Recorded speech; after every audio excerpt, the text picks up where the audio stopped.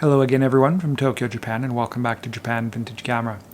I'm coming to you from indoors today for a couple of reasons. The first reason is that it's been a little bit rainy earlier in the day, so the park is quite wet still. June is the rainy season in Japan, and it usually rains about half the days in June, sometimes more, sometimes less. Whenever you want to make plans, it's going to rain. Whenever you decide not to make plans because you don't want to get wet, then it decides not to rain. Just kind of the typical thing everywhere, I guess. Second reason is I'm a little bit tired today because I just got third vaccination, the vaccination, the booster shot. That's because we're going to be traveling overseas for our vacation next month. We're going to be going to America, Hawaii specifically. Probably our favorite place to go outside Japan. First is part of America, which we like. Being an American, I like to be able to go and Hawaii isn't quite like the rest of America, but it has the shop stores and restaurants, which I'm familiar with, and I also get to drive on the right side of the road there, which is a wonderful change for me. And also, it's just a beautiful place. I love the sea and the air and the climate and the smell. It's really a great place to visit. Having spent a lot of time in California and Florida, I never really cared to go to Hawaii very much. It wasn't until I came to Japan and heard from Japanese people how much they love Hawaii that we went and had a wonderful time. Pretty much we tried to go every year, but unfortunately it's been about 3 years, obviously, since we were last able to go.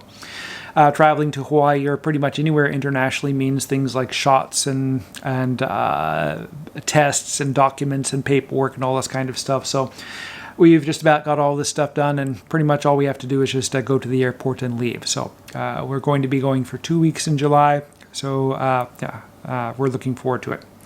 Anyway, let's go ahead and get started with the subject of today's video. And today I'm going to be talking about a really cool and unique camera, and one which is really unusual, more unusual than the other unusual cameras which I do videos about. This camera is the Minolta 110 Zoom SLR camera, and this particular one is the Mark II version. So back in the day, in the 1970s and into the 1980s, the 110 film format was quite popular. This was a cartridge film which you could buy pretty much anywhere and get developed anywhere, even like the little drive-up places where you would drive up your car and give them the film and you come back in an hour or so and it's ready. This was a super popular format in those days when people carried all their photos in photo albums. If you go visit your grandparents or maybe your parents if they're older, they dig out the photo albums and they have pages and pages of all these little 4x6 prints. And many of these were taken on 110 film. I remember our family had a Pocket Instamatic, which was a wonderful camera for taking places. You could put it in your pocket and you didn't have to worry about being stolen or whatever. And if you lost it, they weren't necessarily cheap, but a lot cheaper than a real SLR camera. So it was very popular back in the day. And it was popular enough that a couple of SLR cameras were made to use this format. The most popular one was the Pentax Auto 110, which was, I did a video about a few months ago. It was a very small interchangeable lens SLR system. But that wasn't the first 110 SLR. Minolta actually produced the first one, and that was the original 110 Zoom, which came out before this one. And it was kind of an odd-looking camera. It looked a little bit like an old 60s 8mm camera, which you would hold sideways in order to take photographs with. And because of that styling, it never really caught on with the public. And in order to take what was actually a really good idea when you consider the popularity of 110 film at the time, Minolta redesigned the camera and came up with this. And it was a much more modern and much more improved camera, and pretty much everything about it was better. So let's go ahead and take a look at the features, controls, and functions of the 110 Zoom SLR. And first, let's take a look at the overall construction. It's all plastic on the outside. It looks like it's more metal on the inside, definitely plastic around the outside, but this is what you would expect with 110 film. A lot of the mechanism for the film is actually in the film cartridge itself. And so, part of the mechanism, I should say, of the camera is in the film itself. It doesn't require a film counter because the film counter and such is in the film. And yeah, it simplifies the design of the camera, though this of course is not a very simple camera by any definition. We'll go ahead and start at the top left here, where I usually do, and we have this dial on this side here, and this is a dual purpose dial. The first purpose is to select the aperture, and this is an f3.5 lens, so of course we have a range of apertures from f3.5 to f16, and also this doubles as an exposure compensation ring. So if you lift up and turn, and you turn this orange tab here, you get plus or minus 2 stops of exposure compensation. Briefly, the exposure compensation is very useful when you're trying to shoot, say, white or black objects. If you're trying to shoot, say, people in the snow on a snowy day, and you just use the normal automatic mode, the snow is not going to look white, it's going to look gray. And if you're shooting at something black, it's not going to look black, it's going to look gray. So in order to make white colors look white and black colors look black, you use the exposure compensation. So you would increase the exposure when you're shooting in the snow, and you would decrease the exposure when you're shooting at black objects. Very simple, but it makes it really possible to get, makes it possible to get accurate exposures in these kind of difficult situations. Moving to the center here, on top of the prism, we have a hot shoe for mounting a flash. Minolta made a flash specific to this camera, but you can use pretty much any flash with it.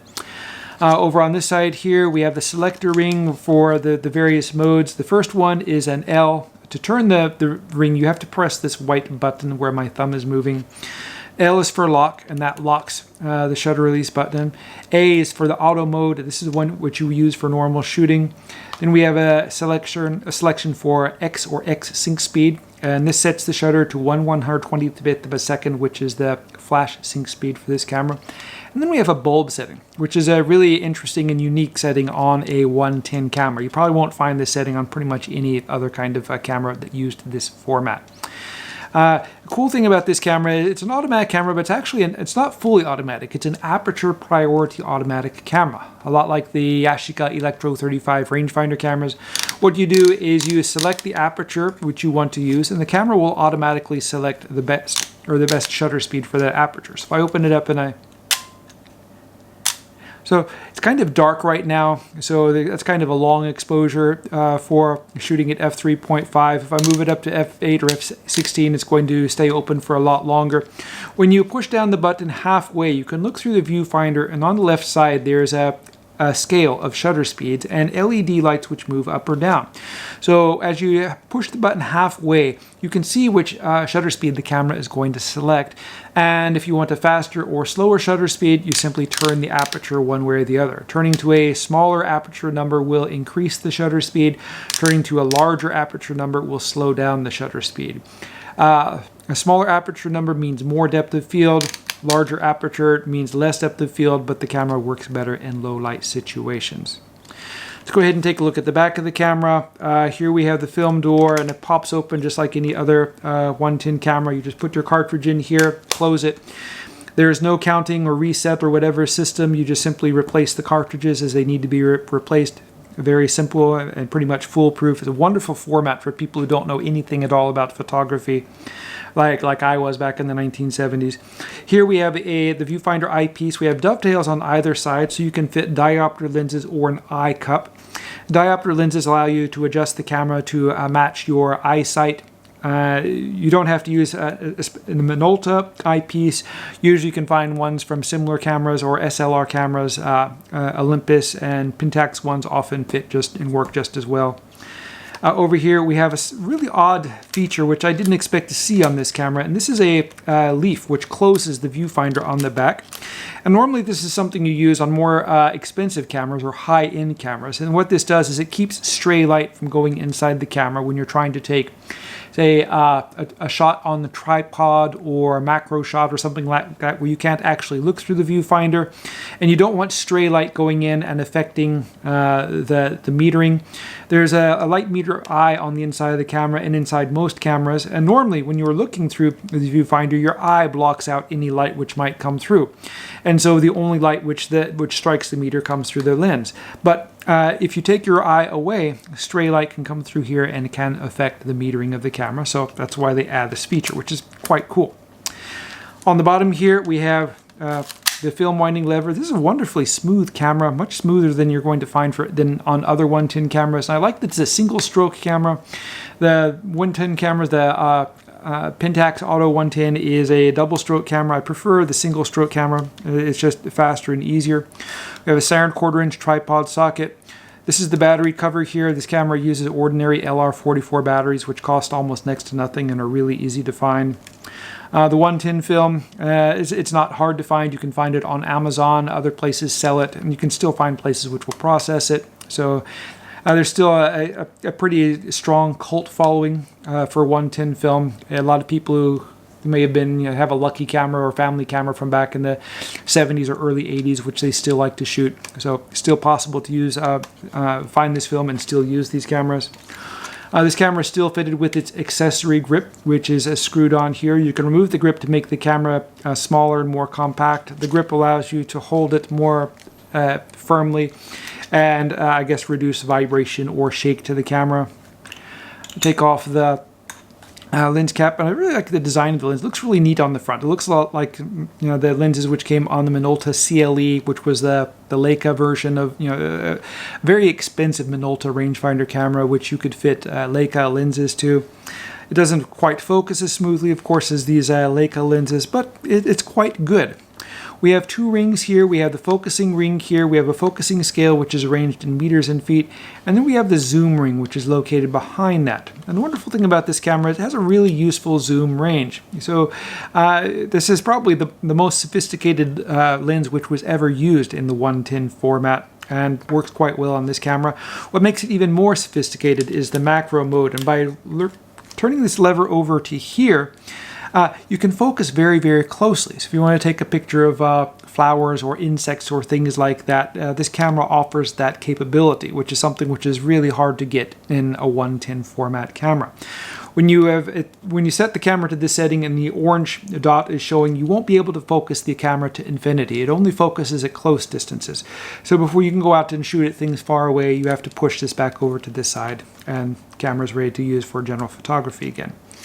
I really like the design of the camera, the styling. It's kind of a little bit similar to the A series of SLR cameras, A7, A9, that kind of stuff. The plastic kind of construction on the outside, it doesn't look bad, and it doesn't feel like a cheap plastic camera. It actually has a little bit of heft to it. It has a fairly sophisticated lens and pretty sophisticated metering and shutter system in it. Definitely not a cheap throwaway camera like the old Pocket Instamatic. A really good camera. And I really like, I'm kind of like looking through the viewfinder right now. It's really nice. It has a split prism system, which makes it really easy to focus. And this one's still remarkably clear for its age. So if I were more of a 110 enthusiast, I would probably choose a camera like this for myself. Probably the ultimate in the 110 format cameras is the 110 Zoom, but yeah, I'm more of a larger format guy myself, so I'm just going to go ahead and post this for sale on my stores. Anyway, that's it for my review of the 110 Zoom SLR. I'll be posting this for sale or listing it for sale in my online stores shortly. You should be able to see it maybe later tonight or sometime tomorrow. I'll post links to my stores in the description below the video. I usually have a lot of cameras. I'm trying to get more listed than I've had recently. It's kind of hard to keep up. I mentioned at the beginning of the video, or maybe I did. It's been a little bit busy recently. I've received a lot of orders, and for a while I was running low on stuff. I've managed to kind of replenish everything, and I've got a lot more stuff on the way. So yeah, if you've been trying to buy a camera and haven't been able to find it in my stores, please check back now. You might have better luck. I'm trying to get more people interested in photography, film photography, and classic cameras. And if you click the like button, that gets a little more traffic here, and I guess helps more people find us. And I plan to be making more videos about more cameras in the future. If you'd like to see these, please subscribe. Anyway, thank you very much for watching, and I hope you tune in again soon.